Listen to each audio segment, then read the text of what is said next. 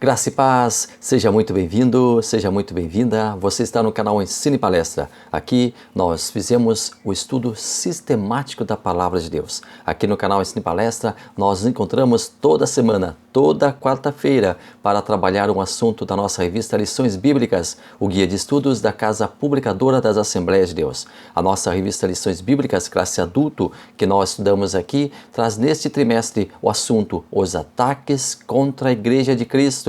As sutilezas de Satanás nestes dias que antecedem a volta de Jesus Cristo.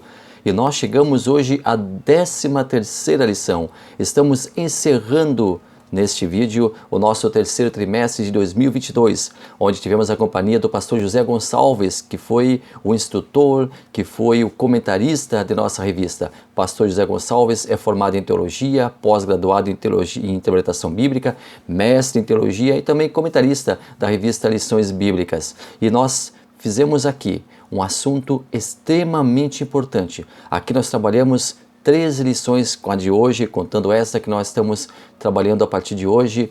13 lições falando sobre sutilezas, sobre armadilhas, falando sobre os ataques de Satanás contra a Igreja de Cristo. Todos os vídeos já estão armazenados na sua playlist e nós queremos convidar você para lá na nossa capa, lá no nosso canal, lá na nossa playlist, você assistir as 13 lições. Assista, com certeza, eu tenho absoluta certeza que vai ajudar na sua edificação espiritual. Você que esteve conosco durante essas 13 lições, você que nos acompanhou durante todo esse trimestre, muito obrigado. Sem palavras para agradecer a sua companhia, para agradecer a sua audiência, a você que fez seu comentário, a você que fez a exposição do seu ponto de vista através do nosso comentário. Muito obrigado a você. Continue comentando, continue expondo os seus pontos de vista. É muito importante para nós, é um balizador muito importante para nós. Você que curtiu o vídeo, curta também esse. Você que acompanhou os vídeos, você que esteve nesse trimestre, eu convido você a deixar o seu comentário para nos dizer como foi esse trimestre, como você recebeu, o que você aproveitou, qual foi a última lição que você, ou melhor, quais foram as lições que fizeram com que você pensasse, fizeram que você meditasse, fizeram que você fizesse a sua exposição na sua igreja, você que trabalha na escola bíblica, você que é professor, qual a lição que teve mais trabalho, qual a lição que teve a melhor repercussão, qual a lição que suscitou um maior debate entre os alunos. Deixe as suas impressões no nosso comentário, deixe as suas impressões ali nessa importante ferramenta que você tem para participar aqui do canal Ensino e Palestra. A você que é inscrito, muito obrigado. A você que ainda não é inscrito, inscreva-se no canal, nosso convite, esteja conosco toda semana, toda quarta-feira nós estamos aqui postando um vídeo novo e com certeza será uma grande honra continuar com você no nosso próximo trimestre aqui no canal Ensino e Palestra. Mas vamos então encerrar o trimestre, vamos fechar com chave de ouro o nosso trimestre, vamos para a nossa lição número 13 e desde já, muito obrigado a você e vamos juntos para mais uma jornada aqui no canal Ensino e Palestra.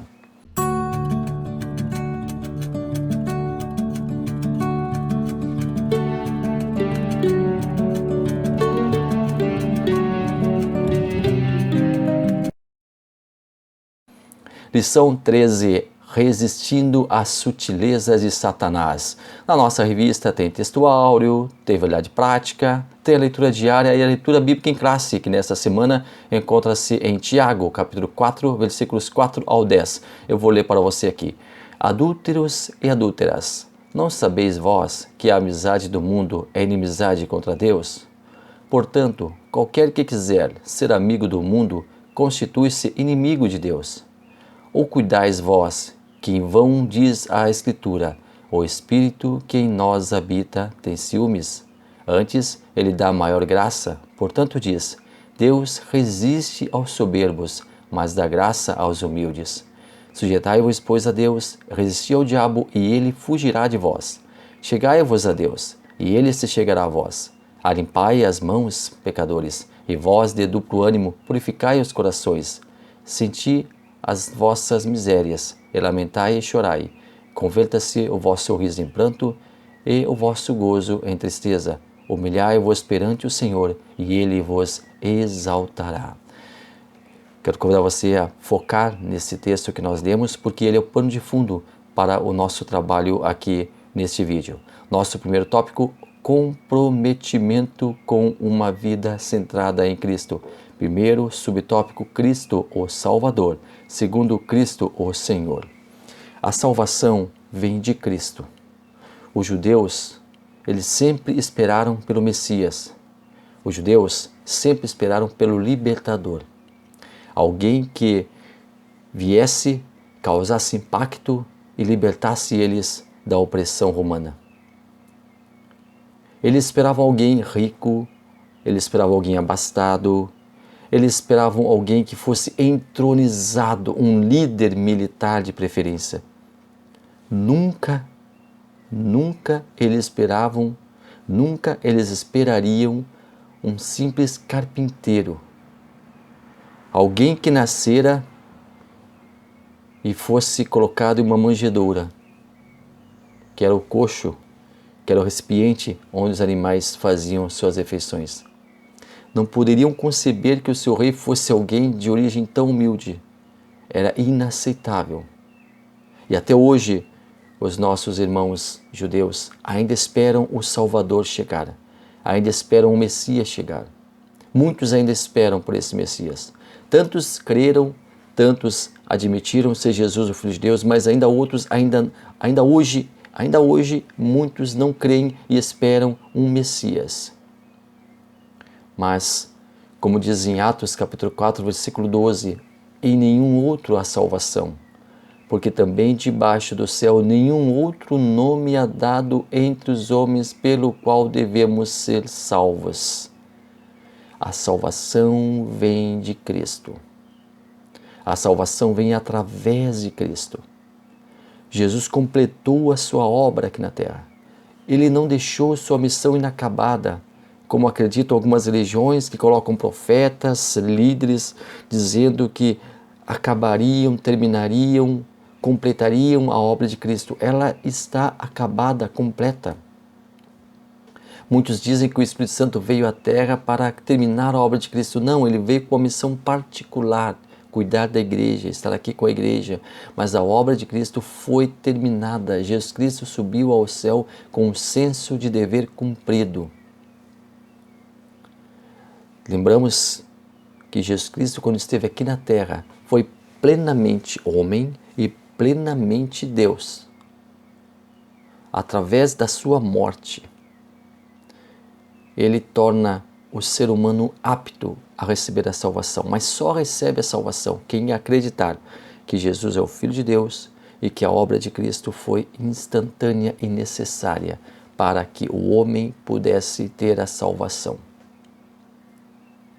Muitos ainda aceitam Cristo como Salvador, mas não como Senhor. Não acreditam no senhorio de Cristo. Querem somente os direitos e não os deveres. Não aceitam os ossos do ofício de ser um cristão. Cristo é o nosso Salvador, é o nosso Redentor, é o nosso Mediador, mas também é o nosso Senhor. Muitos não gostam de se submeter à autoridade, mas somente quem se submete à autoridade de Cristo, governando, dirigindo, gestionando a sua vida, recebe a plena salvação. Essa salvação ela é acompanhada pelo temor ao Senhor, por uma vida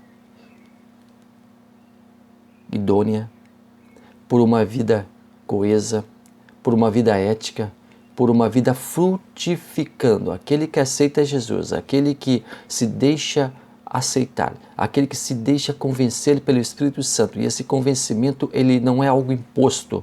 Esse convencimento é através da razão com a qual o Espírito Santo nos ajuda a entender que Jesus é o único caminho que leva a Deus. Muitas pessoas querem dizer e falam, e nós respeitamos suas opiniões, que Jesus Cristo é apenas um dos caminhos que leva a Deus e tantos outros existem. Não, é o único caminho que leva a Deus. Eu sou, Jesus falou, o caminho, a verdade e a vida. Ninguém vem ao Pai a não ser por mim. Jesus é o Salvador, é aquele que nos leva até o Pai, mas também é o nosso Senhor. É aquele que guarda, que preserva, que ajuda, mas aquele que quer governar as nossas vidas para que nós possamos estar plenamente justificados e plenamente sendo conduzidos até o encontro do Pai. Chegamos ao nosso segundo tópico, comprometimento com as Escrituras. Este segundo tópico, comprometimento com as Escrituras, traz dois subtópicos a serem trabalhados. Bíblia, a revelação de Deus. Bíblia, regra de fé e conduta. Deus sempre fez questão de se revelar ao ser humano. Mas seria isso necessário? Nós já trabalhamos aqui no canal sobre essa resposta, que é sim. Porque Deus sempre quis se relacionar com o ser humano. Deus não criou autônomos, Deus não criou robôs, Deus não criou bonecos, Deus não criou seres inanimados, Deus criou seres dotados de razão, dotados de poder de decisão. Deus sempre buscou relacionar-se com o homem. Quando Deus criou o Jardim do Éden, para que o homem e a mulher pudessem ali habitar, o Criador estava buscando comunhão com as suas criaturas, com as suas criações. Segundo a declaração de fé das Assembleias de Deus, no artigo dedicado à Palavra de Deus, aliás, justamente o primeiro artigo que abre a declaração assembleiana, a inspiração das Sagradas Escrituras é assim entendida: cremos, professamos e ensinamos que a Bíblia Sagrada é a Palavra de Deus, única revelação escrita de Deus, dada pelo Espírito Santo, escrita para a humanidade, e que o Senhor Jesus Cristo chamou as Escrituras Sagradas de a Palavra de Deus, que os livros da Bíblia foram produzidos sob inspiração divina. Isso significa que toda a Escritura foi respirada e soprada por Deus, o que a distingue de qualquer outra literatura, manifestando assim o seu caráter sui generis. Essa mesma declaração de fé aborda o processo pela qual os escritores receberam a incumbência de escreverem as Sagradas Letras, com o trabalho que foi por eles realizado. Diz a declaração: Deus soprou nos escritores sagrados, os quais viveram numa região e numa época da história e cuja cultura influenciou na composição do texto. Esses homens não foram usados automaticamente, eles foram instrumentalizados por Deus, cada um com sua própria personalidade e talento. A inspiração da Bíblia é especial e única, não existindo um livro mais inspirado e outro menos inspirado, tendo todos o mesmo grau de inspiração e autoridade, encerra a declaração de fé da Assembleia de Deus. A Bíblia nos ensina sobre os mais diferentes assuntos e situações. É uma fonte inesgotável, primorosa de conhecimento sobre todas as instâncias da vida. Ela é o nosso manual de vida. Quando compramos um utensílio para casa, esse vem com um manual, que é a documentação do produto. Ali estão as características daquele utensílio, como usar de maneira correta, como conservá-lo adequadamente, como efetuar a sua higienização, os principais cuidados que devem ser tomados ao manusear aquele aparelho. Só que muitas pessoas não leem esse manual e acabam danificando o equipamento. A nossa Bíblia é o nosso manual, dado pelo Criador, pelo fabricante, Deus, o nosso fabricante. Ele fez cada um de nós, não numa linha de produção, mas cada um de nós de uma forma personificada, cada um de nós de uma forma especial, única e individual.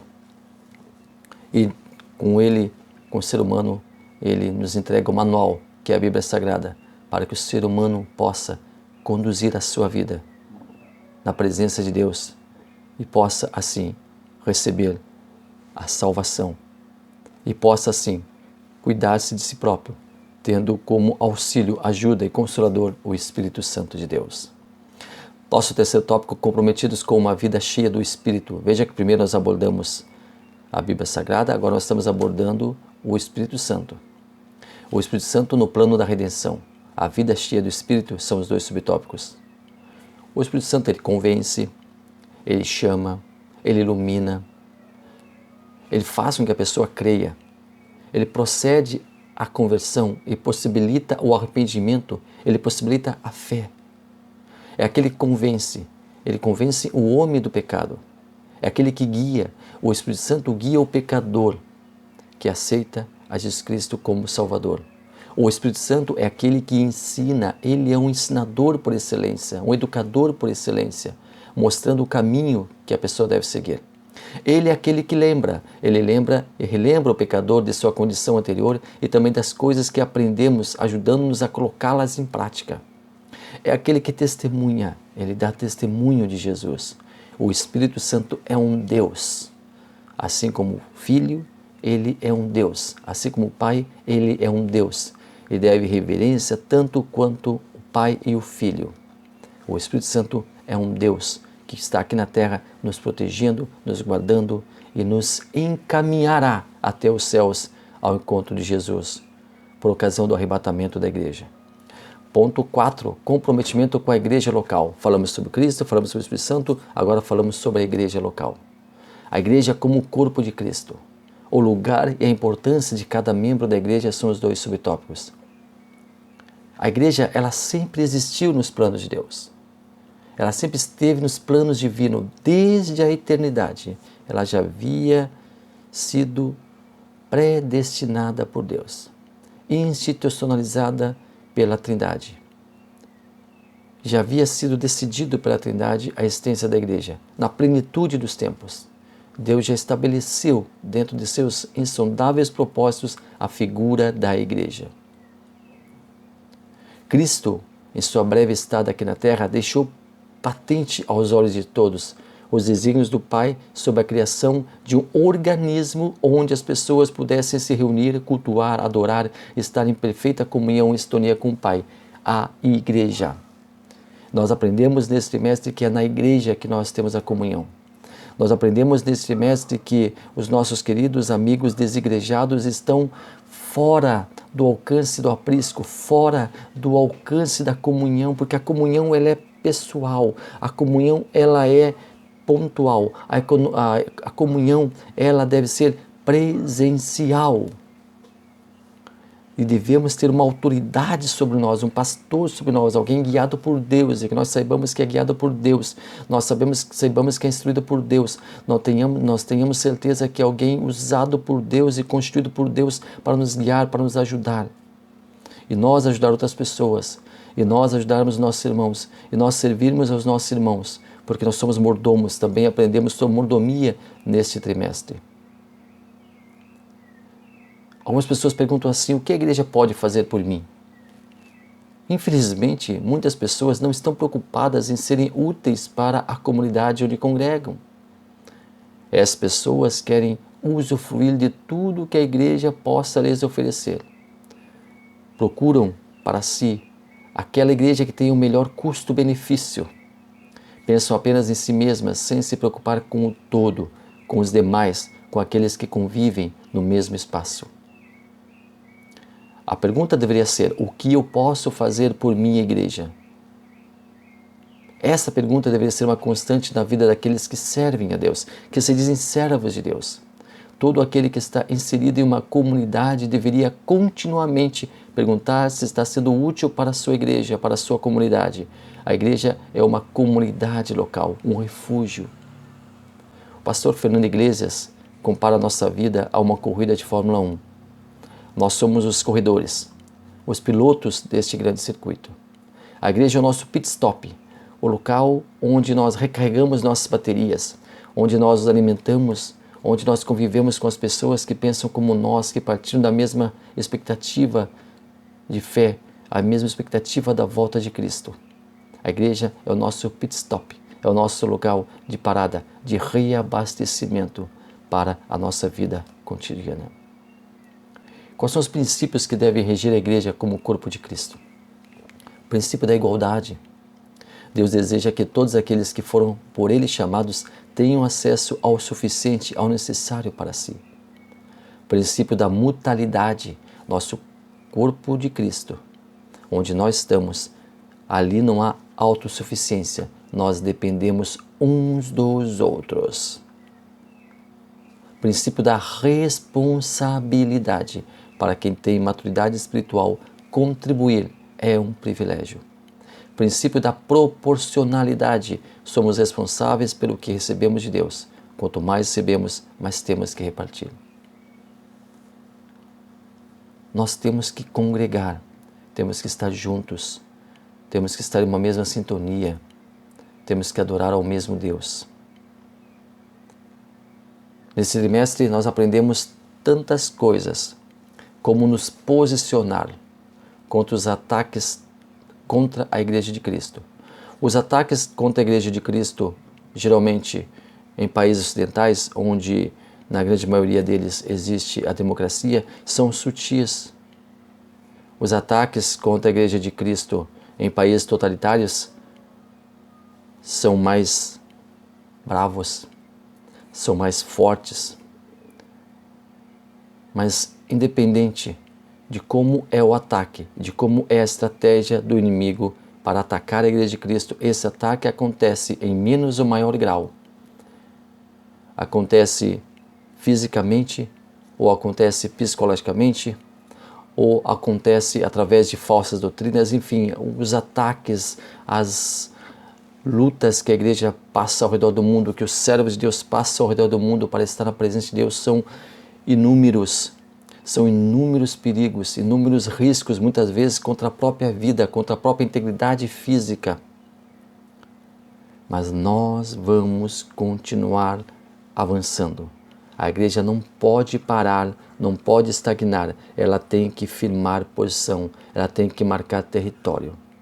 É isso que aprendemos nesse trimestre e é isto que nós vamos fazer na prática, firmar território, avançar, em nome de Jesus. Muito obrigado a você que esteve até aqui conosco, muito obrigado de coração a você que nos ajudou, a você que partilhou o nosso vídeo para outras comunidades, para outros grupos, você que fez com que o nosso canal fosse conhecido, muito obrigado a você. Fico muito feliz em estar aqui no canal Ensino e Palestra, em fazer este trabalho. Me sinto muito honrado, me sinto mínimo, mas me sinto honrado em fazer esse trabalho aqui. Tudo para a honra, louvor e glória, Pai, Filho e Espírito Santo, e para contribuir para o reino de Deus. Deus abençoe maravilhosamente a sua vida.